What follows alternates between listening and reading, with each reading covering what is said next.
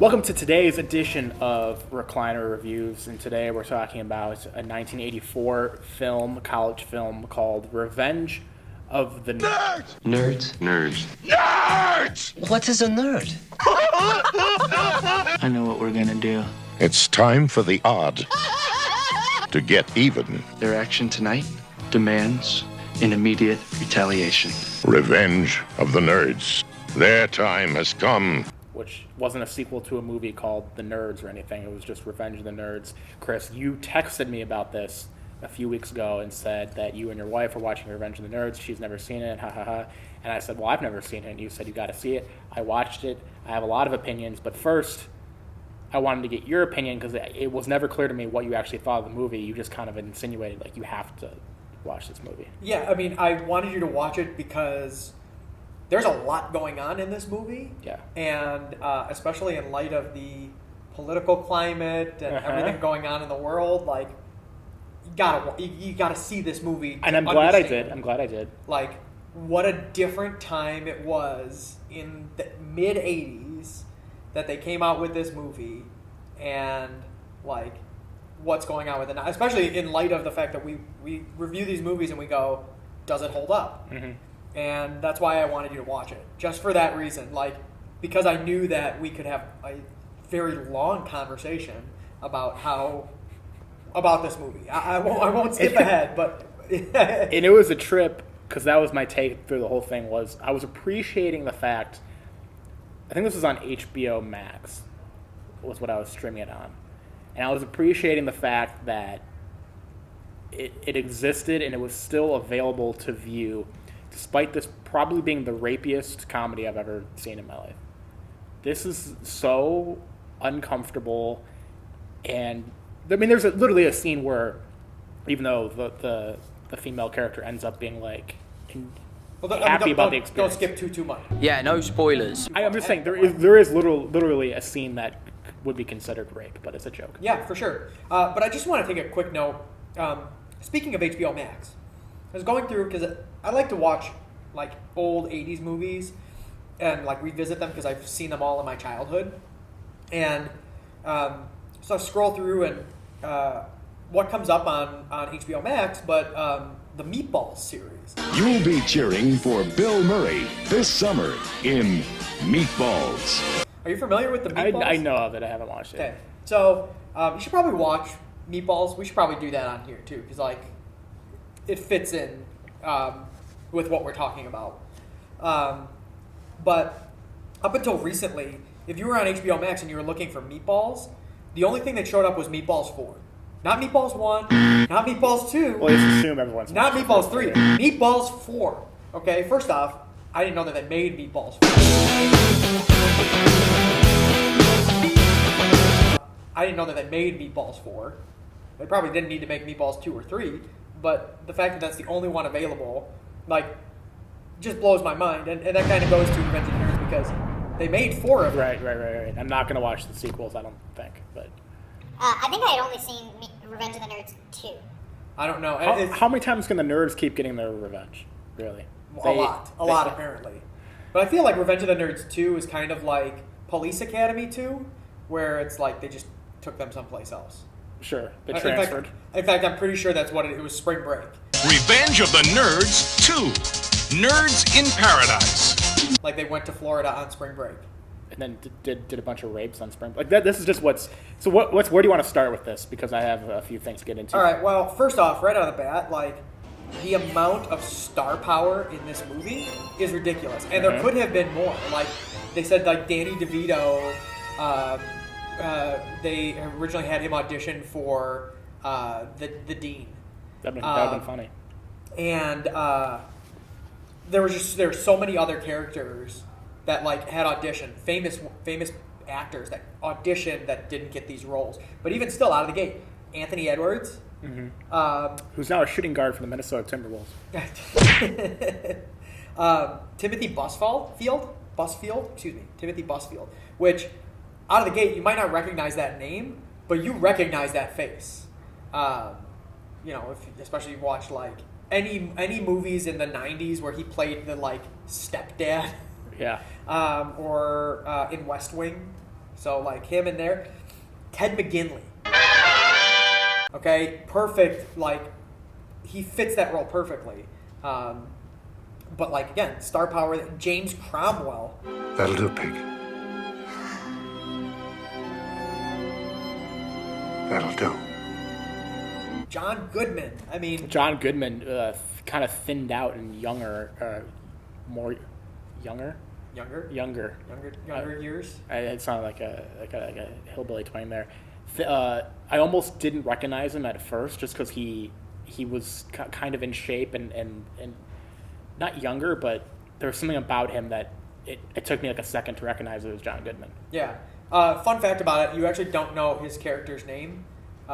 He's just known as Coach. That's a good point.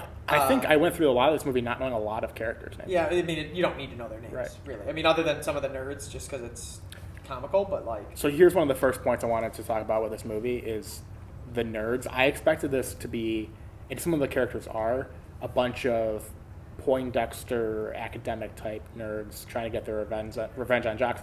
And there are a couple of those, but it was just an entire group of outcasts. Yeah. You had the immigrant kids, you had a gay kid, which they really talked up making jokes about him just being gay. Uh-huh. It was an entire group of kids that just didn't fit in. Larry B. Scott, by the way. Yeah.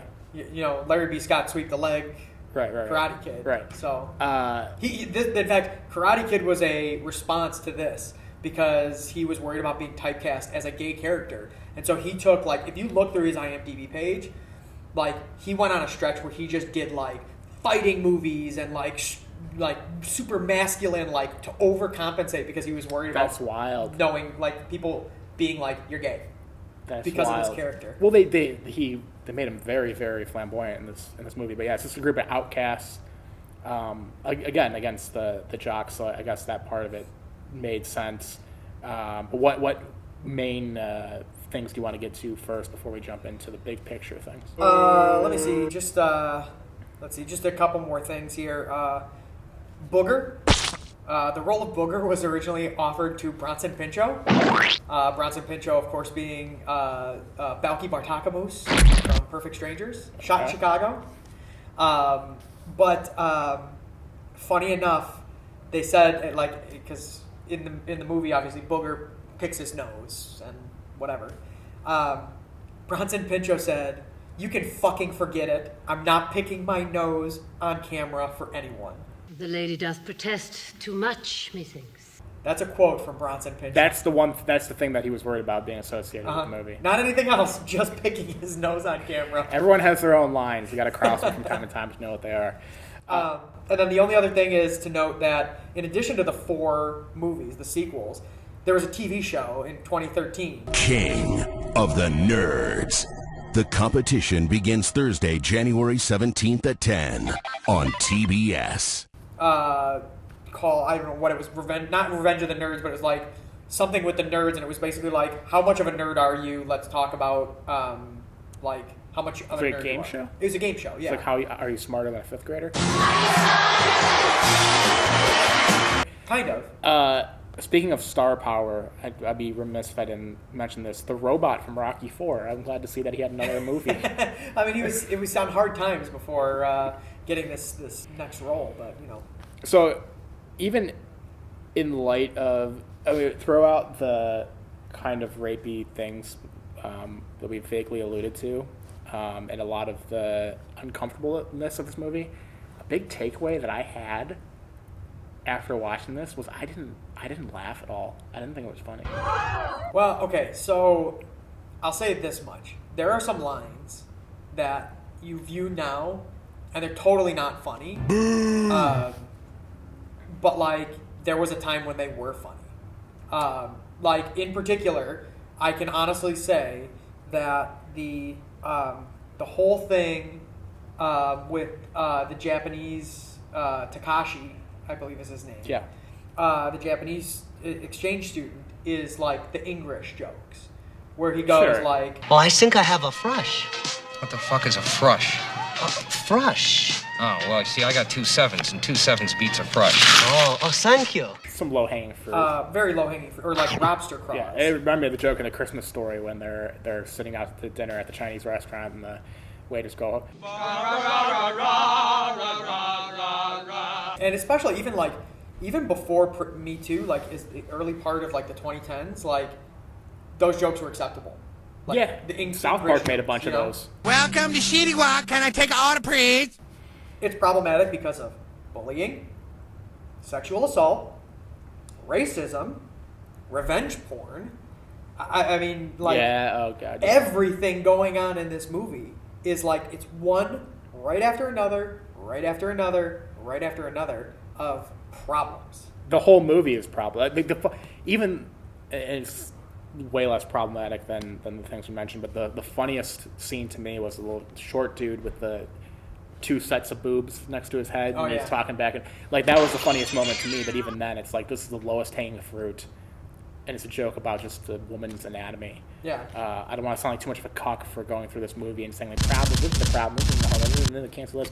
But this movie is just a trip, and that's why I actually appreciated that it was still on HBO, and that it was still available to be viewed. And someone like you or anybody that grew up watching movies in the 80s was like, you have to watch this movie, and it kind of like just sticks around because people liked it at the time, because I cannot believe this was ever made. I mean, there are some really crazy things in actual good movies that you look back, like Animal House, the fact that there's a scene where the dude sleeps with like a 15-year-old girl, and he's like, oh, she's like, at the end, she's like, oh, I'm actually 15, and that's comedy. Yeah. That is a statutory rape. It's like, oh my god, like, wow. That's just one scene in one movie that is a good, hilarious, one of the all-time great comedies. This is a movie that's 72 scenes of those kinds of things, of that statutory rape sort of thing from Animal House, one after another, after another. And I thought the movie kind of sucked. I hated this movie. You know why it's like 72 scenes of like just problematic stuff? Were they just trying to push the envelope? It's because there really wasn't a plot to this movie. There's no plot. There's absolutely no plot. So to the point where basically they just let the actors ad-lib. And so a lot of this stuff is ad-libbed. And so like it doesn't shock me that like in the 80s you've got a bunch of like racist people or whatever, like people just making like racist jokes or dropping stuff like that and being like, that's funny. Like that doesn't shock me. Yeah. But let's talk about some of the actual scenes in the movie, because like that can narrow down where it's problematic, right? So like first off, the bullying element of it, but like the football team burns down their house because they have a party where a dude's, blowing grain alcohol through a flame and who among us hasn't? Oh, of course not, right? And then they're sitting outside of their house chanting, our house, our house, our house is burning down. Our house is burning down. Our house, our house. Which is kind of funny if you think about it, because they're idiots. Yeah. But and it's like, okay, well, what are we going to do for these kids for housing? Let's put them in the freshman dorm. Okay, so they kick all these freshmen out and they put them in the basketball gym where they have to live like... It looks like a refugee camp. Yeah, like one of Biden's refugee camps. One of Trump's... Sorry, one of Biden's, one of Trump's, one of Obama's refugee camps. Yes. And we just kind of go down the line until we get to Herbert Hoover. And so like they now take over the freshman dorm, and that's where they live now.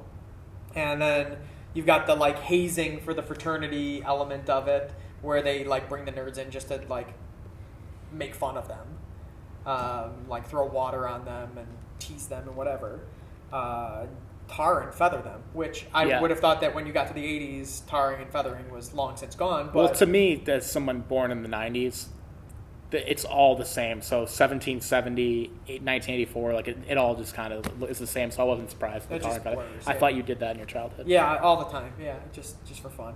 And then you jump ahead and there's the panty raid scene. Like, let's get revenge on these women who were not nice to us by going and stealing their underwear. So we get your first glimpse of nudity in the movie. Which then you've got Lamar and the young kid up in the attic drilling holes for cameras, which, like, first off, with a drill silencer which is not a thing. Isn't this going to make a lot of noise? It's got a built-in silencer. why would you even need a drill silencer, like, of all things, For right? this particular scenario right Exactly, here. for this one. And then, like, oh, but don't worry, the women aren't going to notice a giant hole bore into their ceiling with a camera sticking out of it. And, like, clearly that's the case because they watch these feeds with these nude women for hours at a time. It's just kind of like, how I mean, now we're getting into movie logic, which I know is that's especially with this. So yeah, I don't want to think about logic too much. But like it's just out of control, and like this movie is nothing but tropes. The tropes of the like hot girl, the tropes of the nerd, the tropes of the jock, the tropes of the inept administration who's unable to like control their students. That's in every single college movie too. The administration is exactly the same. Back to School, which we've done already. Animal House, which we'll do in the future. This like the administration is either evil, inept, or both, and it's the same. Yeah, this thing's all tropes. But I expected it to be you'd be super sympathetic with the nerds. It's such an easy setup to be sympathetic with the nerds, getting their revenge against the cool kids. Like, that is such an easy thing to set up and win. But I'm left thinking the nerds are kind of, I think they should be expelled. Like, they're stealing underwear. They're like, some of the things that they did was like putting Icy Hot in the jocks. Yeah, like that's an assault. Right. Yeah, sure. Like, the situation's bad. You have to live in a refugee camp. But these kids are doing some, like, illegal things. There's also the scene where the jocks have the nerd sign burning out front, like which is the reference to the Klan. Yeah. Which I thought was kind of funny, but like at the same time, it was another thing that was a little racial joke. Especially when you consider that the fraternity is technically, which I guess the jocks don't really know about, but like the fraternity is a black fraternity. It's a national black fraternity. Yeah, but it's just another. There's so much low hanging fruit. Yeah, it's unbelievable. Just as a note about the fraternity element of it, so when I went away to college and was living in my freshman dorm, and you could go and rush fraternities and things like that. There was a house not too far from actually the freshman dorm that had a Lambda Lambda Lambda sign outside of it, and like everyone's like, oh, it's just these guys trying to be funny. They're trying to be like Revenge of the Nerds, like. It's not an actual fraternity. It's just is what it is. But then, funny enough, apparently in 2006 they made Lambda Lambda Lambda an actual fraternity. So it's an actual fraternity now. Because of this? Well, I mean, from this, yeah, wow. For sure. That's kind of funny. That's like the Albuquerque Isotopes. Yeah, it's like it's so meta that you've run the circle on the meta. Yeah, this is just. This Revenge of the Nerds is. You didn't break the news to me that the movie existed. It's obviously in the lexicon. It's like everyone knows of the movie. So I expected something else, given that there's so many college movies that exist. Yeah. Animal House, Back to School, some of the American Pie movies that take place in college, Euro Trip. All these are drinking college, high school sort of movies that have very similar themes, old school. I expected it to be a hilarious romp, and because there's so many movies like this, I couldn't believe that this was one of the worst ones. I mean, it's out of control, and we still haven't even gotten to. I mean, you alluded to it, but like, well, this is the rape. The rape scene. This is the biggest takeaway from me. I could not believe. Oh wait, I'm sorry. Before the rape scene, we have the revenge porn scene. Sure. Which is the nerds with their cameras had taken image of I forget whatever her name is, the head cheerleader's topless, put it in a pie. Put it underneath the pie of whipped cream, and then they were selling it as to earn money for the whatever contest that they were in. Which, like, it never gets back to her. Like, she never hears like, oh hey, by the way. Your breasts are now everybody has seen your breasts because now it's under these. And also, it's easy to hate the main jock dudes. I don't even know their names. The blonde dude, all those guys. It's easy to hate them. That girl didn't really do anything to warrant her being a villain. Well, she kind of did. I mean, where she like kind of led the sorority girls to go and sing the song and like tease the lambdas into helping, like whatever. So it's like kind of like it was a total dick move. That's the equivalent of like going on Match or whatever, or Bumble or whatever the dating. I don't. You're gonna have to tell me because I don't know what any of these fucking Bumble, dating apps are. Hinge, Yes, Tinder, whatever they Grindr. are. Yes, Grindr. Yes, I know that Grindr is not. Anyways, it's like going on there and being like, "Oh, Joe, you're so handsome. Hey, I'd love to go out with you and go out sometime and whatever." And then you're like, "Yeah, okay, let's do it. Let's go and meet at, pick a place." And then like you go, and like the girl is outside and just like watching you sitting there all alone, like wondering what the hell is going on, and like laughing at you. I guess and, it's then with all of her friends. It's a disproportionate response because we know what revenge porn is in 2021, where it's like, holy shit, you just turn up the temperature. It's like if I got stood up or that on a date and then I went and sent out nude photos of the girl all over the internet, that is not a proportional response. No, I mean, look, the nerds went nuclear. That is insane. The nerds went nuclear. That's a crime. That's like... Yes, absolutely. They were like, oh, you treat us badly, like, we are going to go scorched earth on you. That's literally what the nerds do. In every one of their responses, it's let's go scorched earth. Well, then, so the revenge porn scene leads in, so they're selling the pies, and the jocks are doing the kissing booth and everything. Do we know the nerd's character, the one that walks in? We were talking about the names even. Yeah, I don't remember. It's I don't remember the name, but it's not Anthony Edwards' character. It's the other one. Right. So he follows the chick into a fun house and starts dressed as what Stan Gable, who's the quarterback, dressed as him in his costume. He's disguised as him, and he starts performing oral sex on her. She thinks it's Stan. And that goes on for a while, and then he reveals himself to be the nerd. And I'm thinking right now, I'm like cringing in my chair. I'm like, oh God, she's gonna scream and slap him and run away. And she goes, oh, that was, I don't know what she says, like, oh, that was great. Like, you're that nerd.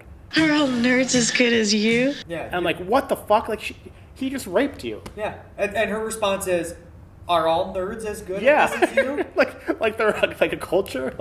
Like okay, protected class. I gotta tell all my girlfriends, like, go get raped by a nerd because nerds are good and bad. I could not. I was stunned by the scene when it started because it's a girl getting raped, like Clockwork Orange, but with a humorous tone. And then I was even more stunned when it ended, and she was like, nerds, ugh. Like. And she did it anyway. Like, the actor saw the scene, knew that it was problematic. Yeah. In fact, if you go back, like, she's gone on record in interviews being like, I knew this was problematic, and she still did it anyways, which it's speaks funny to she the did time. that, and then the other dude wouldn't pick his nose. Yeah, and poor Bronson Pinchot. Yeah. So, I mean, I think by now you can see how what I think of the movie. Do you have anything else you want to add before you conclude? I mean, I think we've touched everything that we knew about this movie. I want to clarify, I never think like a piece of art should be thrown away and burned, like throwing away Green Eggs and Ham right now, or people want to cancel Blazing Saddles or Huck Finn or whatever. I think this movie should exist on HBO Max forever so people can see just how crazy it is that all this was accepted and whatever. But I think this movie fucking blows. Not just the stuff that doesn't hold up. I had a hard time processing the fact that any of this existed. I mean, now for me, like, I understand why it existed, and had seen it numerous times throughout my life. Because again, like, the age discrepancy there. So like, I get it, but like, I come back to, like, this does not hold up. This is in any a hard way, no. shape, or form. Like, No. This is a hard no. Yeah, if it was remade, it would be 100% different. It would have to be. Now we're going to guess the IMDb score for the movie. So I'm mixed on this because I think it should be like a 5.4. That's not my score. But I'm guessing it's higher than it should be because of the fact that people in the 80s really liked it. So I'm going to go 6.9 sex. Nice. I'm gonna say, like, I'm also of two minds on this. Like, I have a feeling that throughout the years the score is gonna start to dip because people are gonna start ranking it lower because of all of the problems that are in it. But I think there's a nostalgia factor for a lot of people, and they're like, "Oh, I love that movie growing up. Oh, I'm gonna give it a 6.6." 6.7. Oh! We're going Price is Right rules? I don't know. Are we? Well, you're close. To I that. was lower. I was underneath it. Yes, not you going over, get so it. I win. You win. Yeah. Yeah, I win. Awesome.